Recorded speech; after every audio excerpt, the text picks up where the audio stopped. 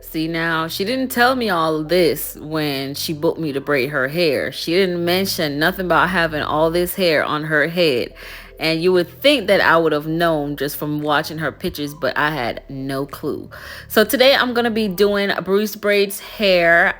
She asked me for some straight backs, and her hair is super thick and it's blunt. So I'm gonna break down for you guys how to manage something like that. As you can tell, I'm deep in. I'm using my whole arm to separate her hair just so I can get it out the way. It's so thick and full, and it's just beautiful. Like, you can tell just from her roots that her hair is healthy. I know it's blonde, so of course you're gonna see some flying off because the tips are like platinum blonde, so you're gonna see, you know, some little stuff flying off, but it really feels healthy and looks healthy, and it's really thick. I have to mention this a few times in this video to so that y'all get the point of what I'm doing here. So the first thing, as usual, is gonna be the middle part. That's the first thing you do. I'm doing straight backs, but it doesn't matter how many braids I'm doing. I'm gonna throw a middle part in there just so I can have equal braids on each side. Or even if I had to have an odd braid, I still would need a middle part, period.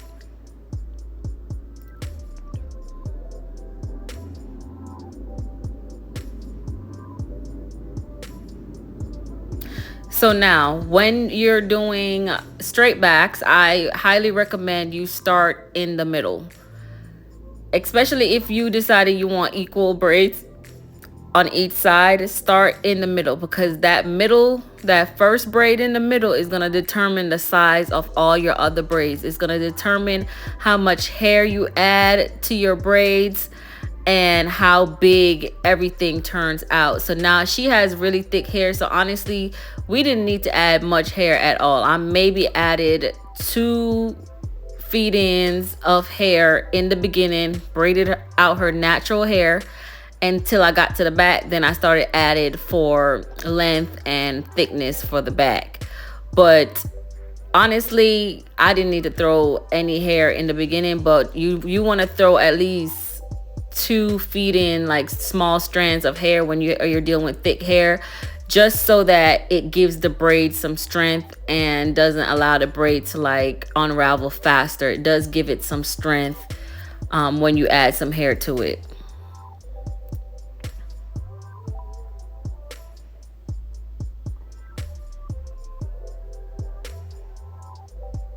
That's the first one that I added.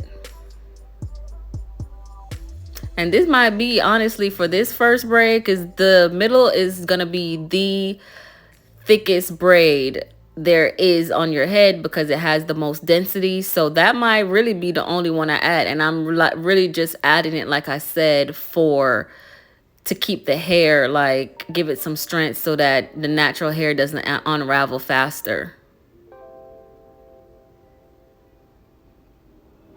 And I'm all the way in the back and I still hadn't added any. So now we're gonna move forward because this video is repetitive. I've done a few straight back videos, but I just wanted to come on here and explain to you guys what I'm doing, because like I said, her hair is thick and it's blunt. And don't judge me, she is a braider. So when you have a braider sitting in your chair, it's okay.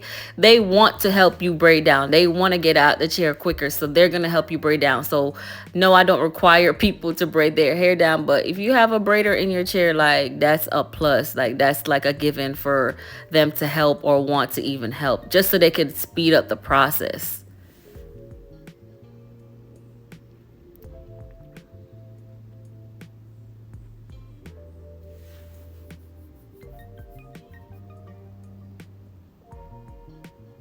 So now, as I'm going closest to the ear, I'm braiding each braid from the middle to closest to the ear.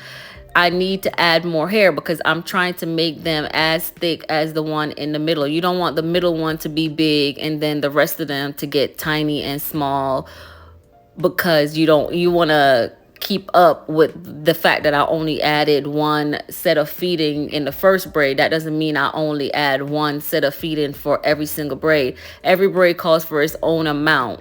There is no set amount. You just go off based off how thick you want the braid to be.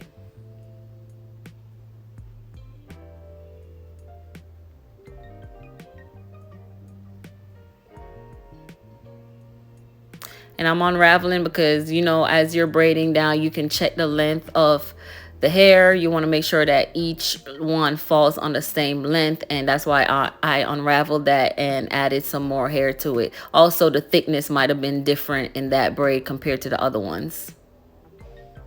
So now, when you get closest to the ear, the good thing about straight backs is that when you start in the middle, you have a more likeliness to get braids that are around the same size and is more proportional.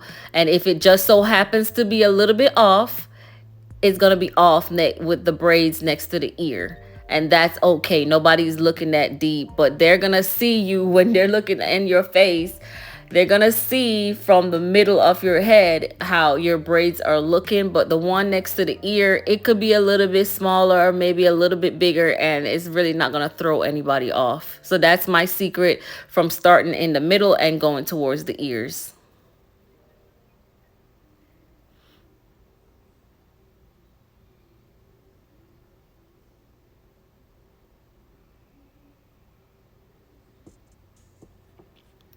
And stitch braids always take longer. I mean, it's the thing. Everybody's doing it. Everybody, almost everybody requires stitch braids now. So it does add like sometimes a whole 30 minutes to an hour to a style, just because you have to like be particular and stitch.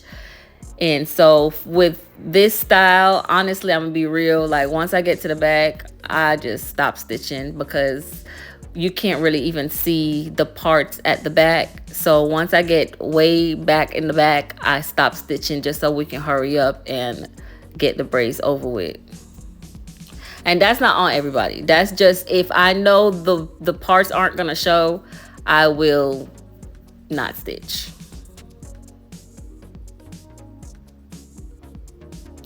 And getting to know Viola honestly has been a pleasure. She has taught me a lot. She feels like I have taught her a lot, but honestly, she has taught me a lot.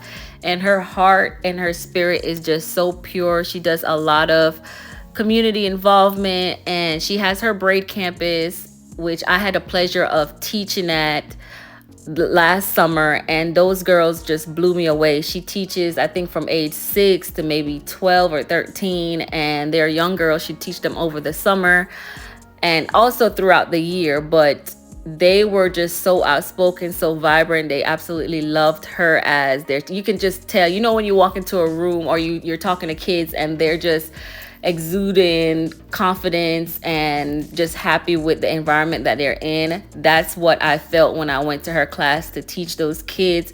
And you can tell that she's real patient with them. So if you guys are interested in like a mommy and me course or like courses for your kids to learn, I just think that's amazing, like for them to start out this young.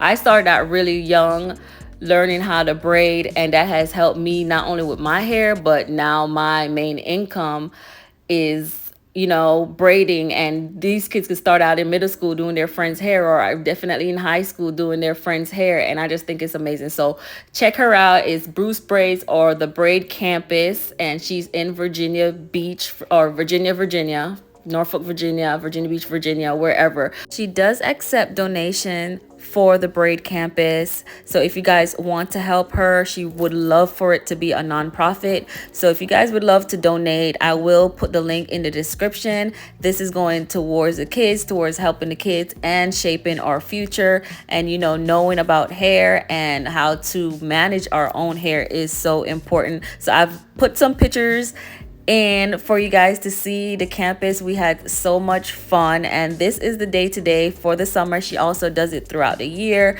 So if you guys are interested, sign up. If you would like to donate, I will drop that link as well. Thank you so much for watching. Have a good day.